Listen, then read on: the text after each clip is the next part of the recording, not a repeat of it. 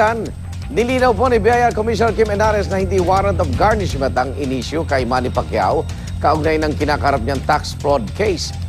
Hihingi lang daw ang BIR ng ebidensya nagbayad nga ng buwis sa Amerika ang pambansang kamao.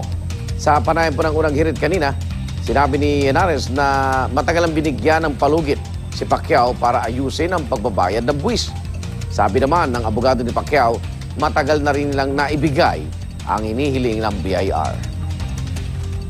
Unang-una po sa lahat, Commissioner, ano po ba ang ibig sabihin ng warrant of garnishment? Sino pong nag-i-issue nito?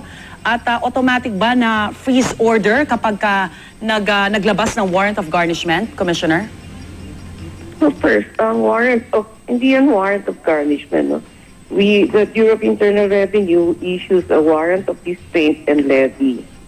No? And this is issued against because when an assessment becomes final, kailangan bayaran mo yan ng taxpayer, no?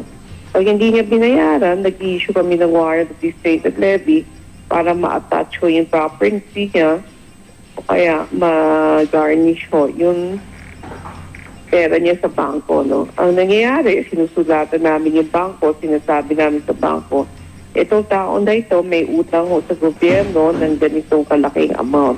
Alam niyo, itong kaso na ito, 2 taon na namin ho siyang pinagpipigyan, no? Na hinantay namin yung pagsabitin ng dokumento, wala naman ho siyang sinasabit, no? So, siguro naman 2 taon na paghahantay, lahat na pagkakataon binigay na namin. So, hindi naman ho kami pwede maghantay ng forever and ever, no?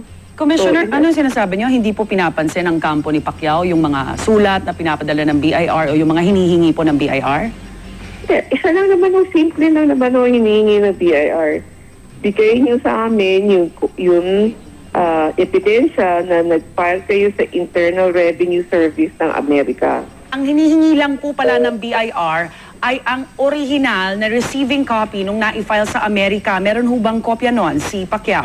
Ang alam ko po, no, kasi po kami po ako po personal ay pumasok po doon sa appeal po lamang sa Court of Tax Appeals. Ang alam po namin ay meron po kaming kopya na na-provide po. Yun po ang alam namin sa records po namin.